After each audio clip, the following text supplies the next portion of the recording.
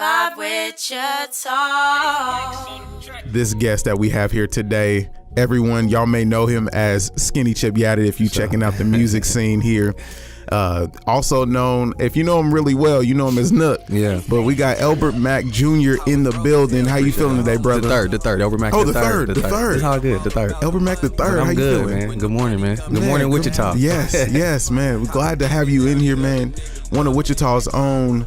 Now, how did you get Nook? My mom. Your mom? Yeah, from the Nook pacifier. Actually, the whole brand. That comes from a pacifier. When I was little, I didn't want milk. I still, to this day, it's funny, we argued about it yesterday at my grandma's house about me not drinking milk. And she was like, you need to take vitamin D pills. They have pills, and but I just never liked milk. When I was little, it was that pacifier, that Nook pacifier specifically. Wow. That's how I got the name Nook. That is crazy. That is crazy. Like, this whole time, I never knew where Nook came from. I'm like, oh, okay, it's probably a little nickname one of the, the homies gave him back in the day in the hood and something like that. Nah, I'm gonna give you that. That's tight, man. Okay, so tell me where Skinnychipyatted come from. Me being skinny, the chip teeth, and my tattoos, the yatted, you know what I mean? Yeah. Okay. So one day I just put that all together and just rolled. And then you hashtagged it. Is it a hashtag in front of it still, or is it just Skinny? I mean, I hashtagged it when I posted and stuff like that, but it's just Skinnychipyatted. Okay. We had the hardest time trying to figure that out. I'm like, is he hashtag Skinnychipyatted? Nah, that's long. That's too long. Absolutely, man. So for a lot of people, they don't know how you started here in Wichita with your football career. Okay, you started at North High School, right? Yep. Now, what position did you play at North? Quarterback my senior year. Well, I played quarterback my entire life. Through Little League, I was always been a quarterback. I've always been the undersized quarterback at that. For sure. And I played wide receiver for a couple years of varsity up until my senior year, and then I was under the center. Okay, and then you got a scholarship to Butler to play corner. Wow. That's my favorite position is safety. I always played quarterback and safety growing up. And then when I got to high school, obviously, like I said, I was a little undersized. So I played backup safety up until my senior year. Well, I say my junior year, and then I started playing corner my junior year. Backup quarterback junior year, and then, senior year, it was just, we was out there. I was playing all the positions. Right. And Butler came in and, hey, you want to be an athlete? You're not going to play quarterback at the next level, but you can play wide receiver or DB. Absolutely. I'd rather hit than be hit. So. Oh, that's for sure, man. For sure. So from Butler, you got offered a scholarship to play at Troy University. Yeah. Tell me what that experience at Troy University in Alabama, correct? Alabama, correct. Tell me what that was like. Man, it was crazy. It was a culture shock for sure. Yeah. I remember leaving, my mama crying, like, you're going to the South? Like I told you earlier, man, like come run up in Kansas. When you get to Alabama, it was a culture shock. But it was a good experience because of the coaches that I had, man. I had really, really tough old school coaches that stayed on us, demanded our time, demanded our attention, and demanded our effort, man. And as I got older, those are the type of people I need around me. I need somebody that's going to push me, what I mean, to the next level, man. And those are the type of coaches that I've always had up until I got to the league. And when you get to the league, it's it's a different ball game. But my experience out there it was beautiful, man, because all my coaches were just old school. Right. You know what I mean? Tie your shoes, stand in line, you know what I mean? Don't nobody say nothing. And that's the type of coaches I like because there's really no favoritism when you're out there. And, you know what I mean? Everybody feels equal. And coach could go off on anybody at any time, man. And as far as the campus, the community, man, it was all good, man. I had no complaints about Troy University. So you got to party at all enough, right? You got to absolutely. I partied enough. I partied enough, man. Got to party. That's awesome. We'll see that structure from the coaches got you an opportunity to play in the NFL. Well, I say structure from my mom. Oh, from your mom. From my mom and my stepdad too. Because I look at situations like, if my mom say be home at 2, I was a kid that was gonna be home at 2. Now I might pull in the driveway at 1:59, but I'm coming home before 2. You know what I mean? So that going to college was already some discipline in itself because when I got there, I noticed that there was a lot of kids that didn't listen to coach. And then when you figure out their relationships and their home bringings, they never listen to their mama or their daddy or their grandmother. So what is coach? If coach tell you we're gonna have curfew at 11, be back at 11. You know what I mean? Like, I only listen to my mama. I'm not coming back in 11 o'clock. I'm going to sneak in the window. I'm going to do what I want to do. But for me, when I look back on it, I'm like, I always was the one that, I'm scared of my mama. You know what I mean? Like, so when coach say something, I'm scared of coach too. Now, you preaching now. Talk about it, man. Look, it came from the household. And that's why it was easy to listen to the coaches. Exactly. Okay, I know he's, you know what I'm saying? So discipline started early, man. Absolutely. Yeah. That is awesome. But the opportunity for you to go play in the NFL, you were signed to Tampa Bay. Yep. Correct? Correct. Now, just tell me, you a kid from Wichita, NFL, were you thinking that in like you couldn't fathom that in high school? Nah, I want to go to the NBA. Oh. That's still my dream to Right, this day. right. Hey, if anybody from the Lakers is listening, I'm still trying to get a tryout. That 10-day contract would be big. I'm Give me telling 3 you, man. days. That's all I need. Give me a 3-day Christmas special. I'm straight. That's what I'm talking about, man. That's what I'm talking about. But that's a big leap to a professional career, professional sports. Absolutely. Tell us about your experience. Ah, man, it was a blessing, man. It was a crazy one. Like I said, man, I've always been undersized. So just being undersized in itself is already a struggle, man. And, Right. I never really dreamed about going to the league. I never felt like I put all my eggs in one basket. You know, a lot of people just, I want to go to the league. I want to go to the league. I want to go to the league. Yeah. I was cutting hair already in the dorms. You know what I mean? I was already rapping. You know what I mean? I'm doing tracks with friends and stuff from out of town. You know, we getting in booths in Troy, and we're getting in booths when I was in Florida. You know what I mean? So it really never stopped for me, man. But I mean, the grind. It was a crazy one. Like I said, I never put all my eggs in one basket, man. But I just looked up my senior year, and I was leading the nation in interceptions, man. And Look at that. I started having people coming in, and they asking questions, and do you want to play at the next level? I'm like, of course, but I'm not tripping if I do or don't. You know what I mean? Because I'm going to graduate in May. You know, the draft is in April. I'll be graduating in May, so I'm not really pressed on it. And I really felt like that's really what helped me propel, because I never really was stressing on the fact of I got to run a fast 40. I got to bench press this much. I got to do this. I got to do that. It really was just still fun for me. Right. Now, when I got to the league, it was different. Now I turned into a real job. You know what I mean? Now I'll be stressing on third down when I'm lining up against people like Ocho Cinco. You know what I mean? Now it's bigger.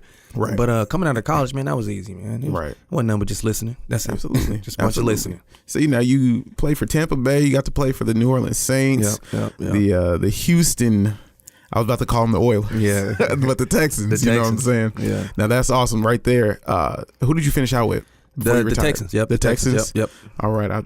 Number 43. 43. Now I remember vividly during one of the games, I think you were one of the captains going into the overtime. Okay. I seen you standing there. Was it Dallas? The Cowboys, yeah. Man. Most of the time they try to get the captains that's close to either from that city or relatively close, where you have a lot of family traveling. So that was one of the games where they knew that I was going to have a lot of people at the game, you know, just how close we were. And that was so dope. They make me captain, yeah. That's pretty dope. But that opportunity to be there in the middle of the field, just thousands of fans just cheering you on, and that like it never gets old. Right. Believe me. Absolutely. Now, once you retired there, you came back and you played for the Force. Correct. All right. Now, how was that transition there from professional? Now you're in arena. Yeah.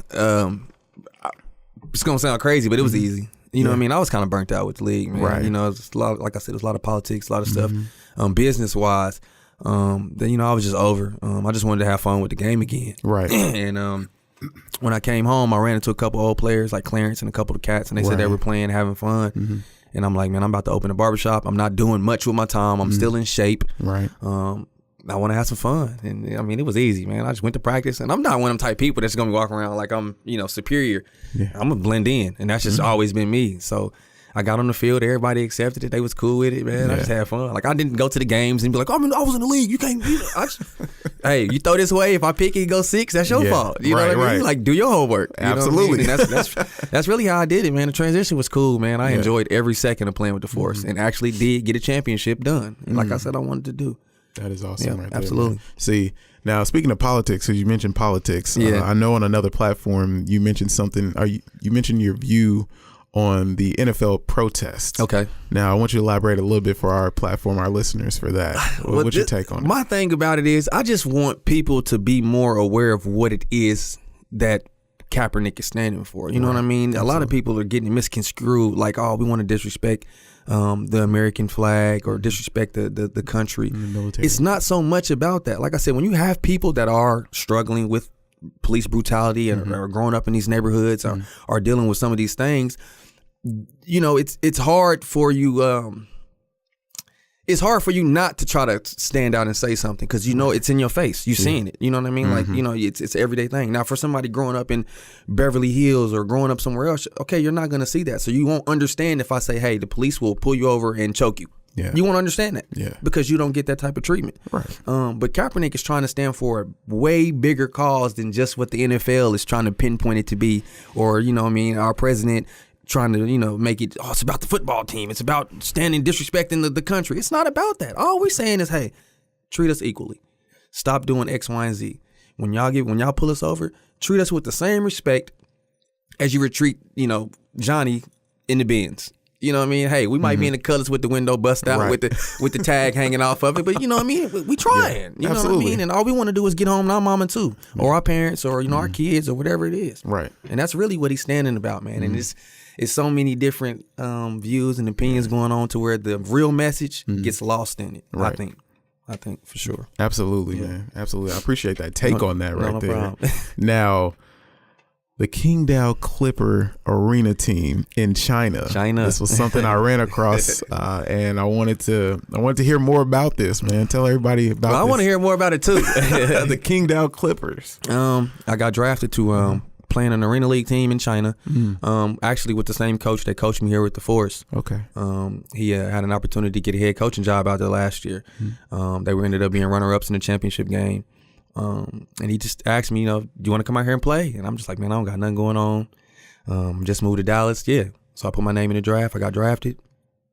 Season starts March, I want to say, or April. And I want to go out there. It's going to be similar to the Big Three. Are you familiar with the Big Three? Yes, Ice Cube. It's going to be that same similar setup. So all 6 teams, well, it might be 8 teams now because Stephon Marbury actually bought into the league as well. He's big out there in China. Super big. Yeah. You know what I mean? Yeah.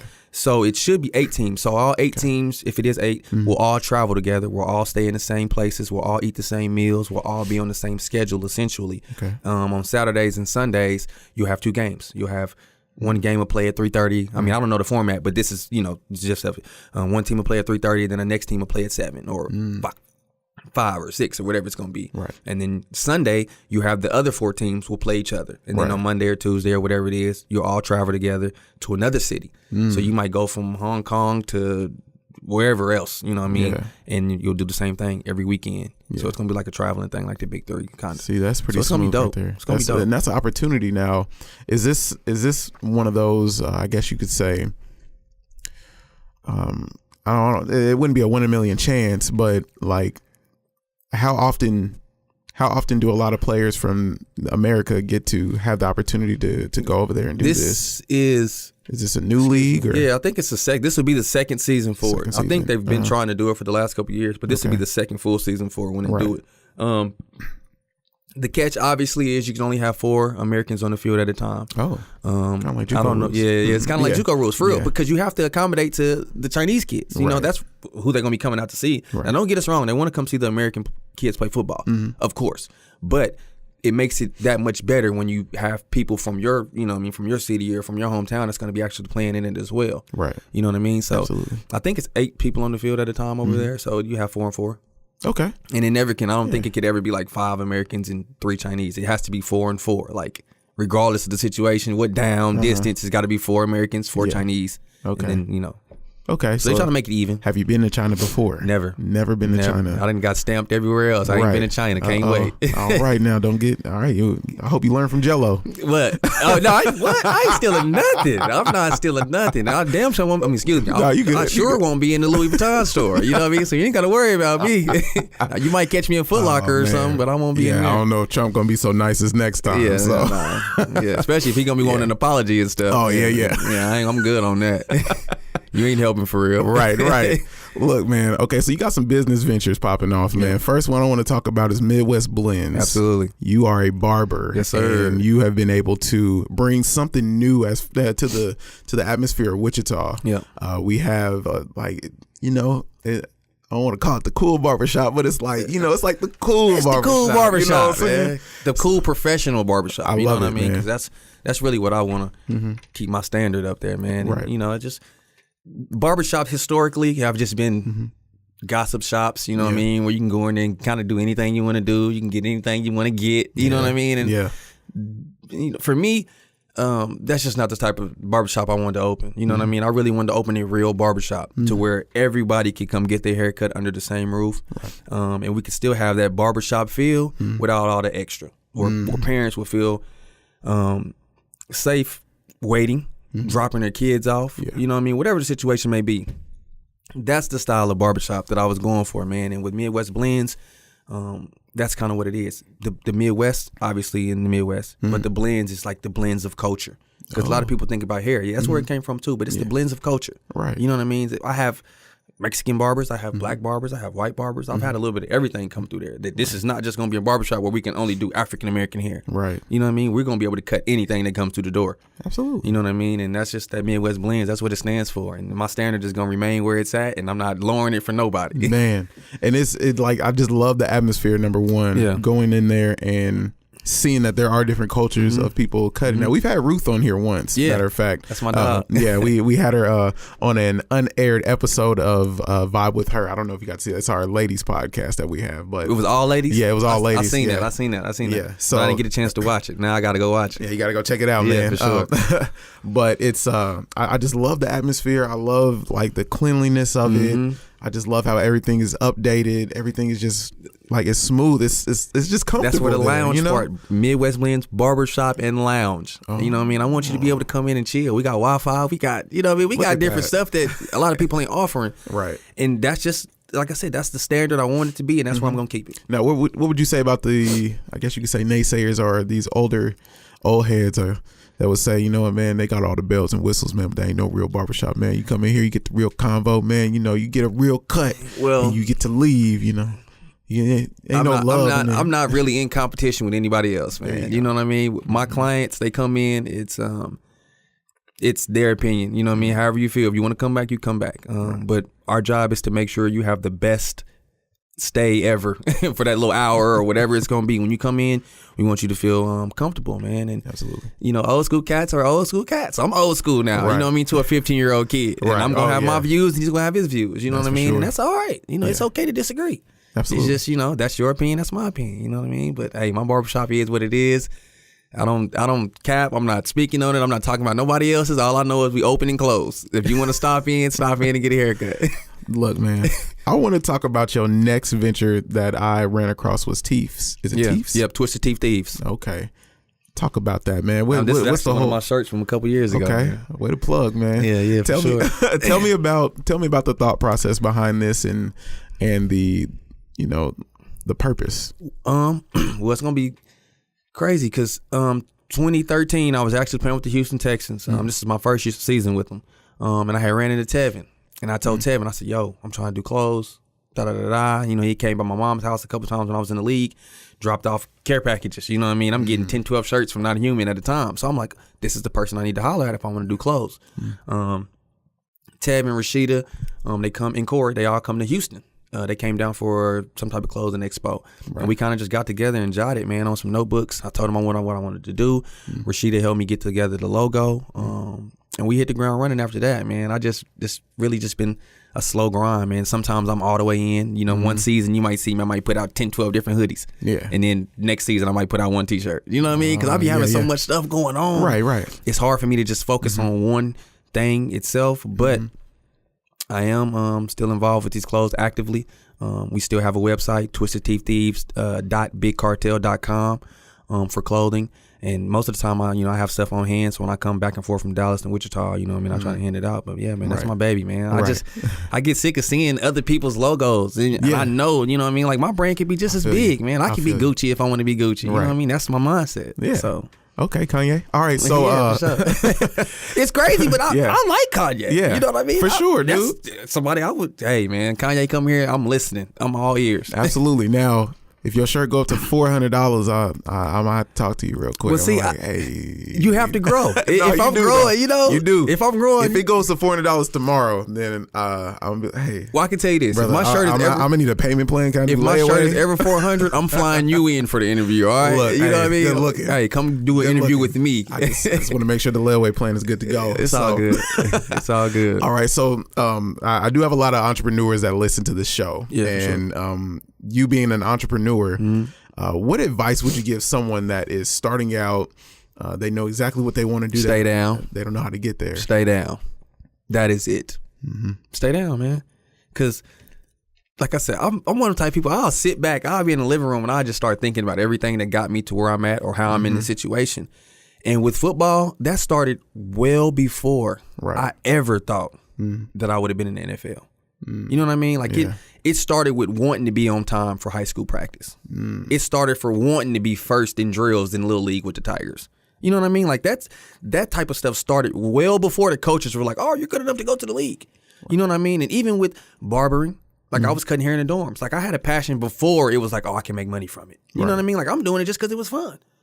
Yeah, I cut you for free. Don't worry about it. You know what I mean? And the same thing with the entrepreneur. You have to stay down, man. Like it's gonna be slow. It's always gonna be slow. Right. You know what I mean? It's gonna be slow at first, but you have to stay down. Like we were talking about earlier before we went on air. You just have to be in the building. Absolutely. You could be going to do a free event and run into Kanye. And Kanye is like, yo, that shirt you got on is dope.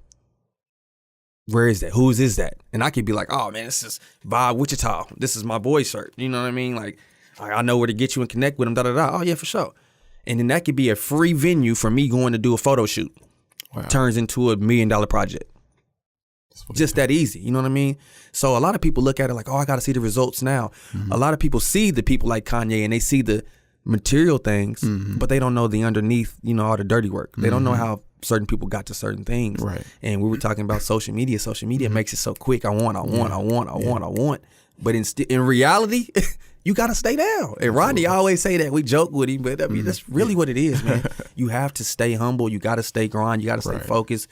Your goal cannot change. You know what I mean? If you say I want to make $100 million by the end of the year, you better still be saying that December 30th. Right. You know what I mean? Because you still got one more day.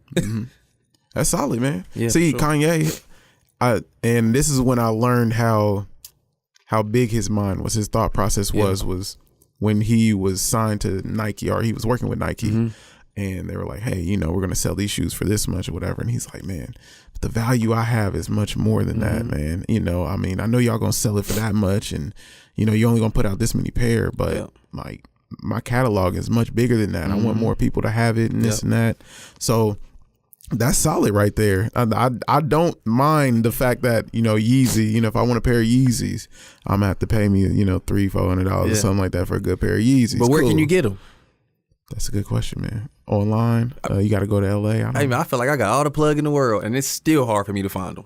You know what I mean? It's still hard, and they come out all the time. Like it's a pair of Calabasas. Those are my new favorite. Yeah.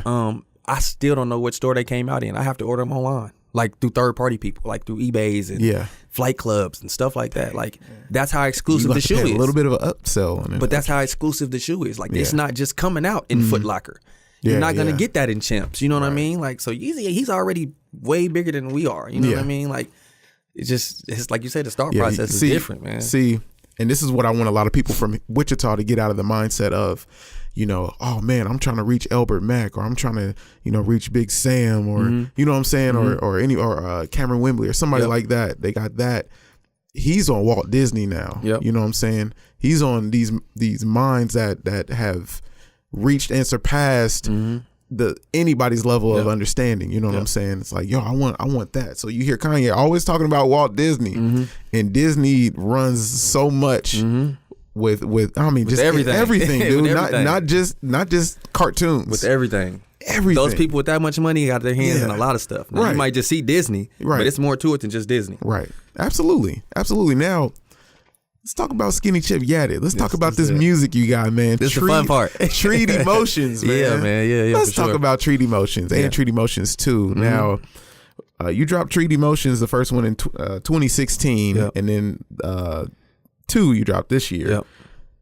Now, what was the goal for your what's the goal for your music? Is this something you're doing for fun? Is this something that, are you a music artist? 'Cause ask me, I think you're a good artist, and I'm like, this is something like this is gonna be catching here pretty quickly. You know, TGIF, everybody go check that out. Yeah, for sure. Love it, man. Love it. Appreciate it. But like, is this something that you just simply enjoy doing? This is you. This is me, man. Like, you know, a lot of people, they don't know me. You know what I mean? Like, a lot of people know of me, man. Right. With no disrespect. A lot of people know of me, but they don't know me. You know what I mean? Because I wasn't the kid that was at the parties and doing it. Like I said, I'm scared of my mama. You know what I mean? Hey, you better have your butt home. I'm at home. But so once I got, you know, going, I guess you could say, quote unquote, with the NFL, then people were like, oh, it's Elbert. He's from Wichita. He played football. He played football. He played football. He played football. Like, yeah, I play football, but if you knew me, I'm really a basketball player. I really wanted to play basketball my entire life. If I would have been 6'6", I probably wouldn't be here right now. Because that type of work ethic I would have had for that. Like, basketball would have been completely different from football. But during that same time, man, I made music. I was in talent shows. I was actively involved in things every year, from middle school through high school. I'm on those talent show stages. I'm Jackson 5. I'm Michael. You know what I mean? Like, I'm Kirk Franklin. Like, I can look back to all the times where that's just me. You know what I mean? I'm going to studios with my friends. I'm recording songs. Like I said, at Troy, it never stopped. You know what I mean? I did the same stuff. Off the field, I was Elbert Mack, a barber. Elbert Mack, I guess you could say a rapper. And then I was a football player. But once I made it in football, everybody just seen the football side of it. And when I retired, now I have more time to be me again. You know what I mean? So now I'm just who I am. You know what I mean? Like, oh, you want to be a rapper? Yeah, I wanted to be a rapper then. Oh, you want to be who? I wanted to do that then. You know what I mean? I didn't just start cutting hair. You know what I mean? I've been cutting hair my entire life, man. See that, and that happens a lot with a lot of those child prodigies or the child actors. They're put into this box, if you will, and they're just a child actor. So that's why a lot of them go crazy. A lot of them get strung out because they don't get to do what they want to do. They don't get to have a regular childhood. They don't get to go to a regular high school. They don't get to go to prom and stuff like that. They don't have friends. They're always working. So they get put into this, oh, that's an actor right there. Well, no, like, I wanted to do this. I wanted to be a painter. I wanted to be an artist. You know, we do the same thing with, we did it to Macaulay Culkin in Home Alone. He's an actor. He quit. Because everybody put him in this box as if he wasn't great enough to do something different. Not even that. Just think about the roles some of these actors play. When you see them come out and make it big playing one role, it could say Debo. Yeah. Debo's, I don't even know his real name, but if I see him on television, he's going to be Debo. And he's going to be playing that same role, if you think about it. Have you ever seen Debo be a father? Have you ever seen Debo be a police guy? Every role, he's always the big caca dude, you know what I mean? Ready to trip with somebody or... Wow. But that's his role now. You know what I mean? That's what society has accepted him. He's typecasted. Exactly, man. And I don't want to be that person. You know what I mean? I want to be however I want to be. Right. I want to do what I want to do. Right. And I want to move on my beat. Which is the reason why I called you entrepreneur. Yeah, for sure. I mean, you've had so many different professions or different types of... I get bored easily, man. Yeah. I do. Look, I understand it. Man. I gotta keep some stuff going. I understand completely. So, what would you tell 21-year-old Elbert Mack? 31-year-old Elbert Mack, what would you tell 21-year-old Elbert Mack? I would say slow down a little bit. Because, I mean, when you're young, you move so fast. And you have all the answers in your face when it comes to friends, when it comes to family, when it comes to how to handle your financial state, when it comes to your health. You know what I mean? You start noticing all those type of things when you're 21, but you're just moving so fast and you feel so youthful that you feel like, I'll make it up next week. You know what I mean? 2 days from now. Then you look up, you're 31, bro. Right. And you're like, dang, I could have did that when I was 25 and been light years ahead. You know what I mean? Like my third year in Tampa Bay is when I started barber school. And a lot of people don't even know that. You know what I mean? I started going to school after practice in Tampa. And it was too much, obviously, you know what I mean? And I had to cut back on it and I had to wait till after I retired to finish school. But I was already trying to get that stuff going in, man. You know what I mean? But 21-year-old Elbert, man, I was just a different breed. You know what I mean? I was just doing stuff completely different than I would do it now, man. Right. And I felt like I was working backwards. I was doing certain stuff that I thought was going to help me get where I needed to get. Right. And it really didn't. You know what I mean? Not saying it was all bad. And some stuff was good, some stuff was bad. But for the most part, man, I would just tell myself to slow down and just evaluate everything. The people I got around me, what I'm spending my money on, the things I like, you know what I mean? Just, it's a different, like, 31-year-old Elbert and 21-year-old Elbert are two different dudes. Right. Two different dudes completely.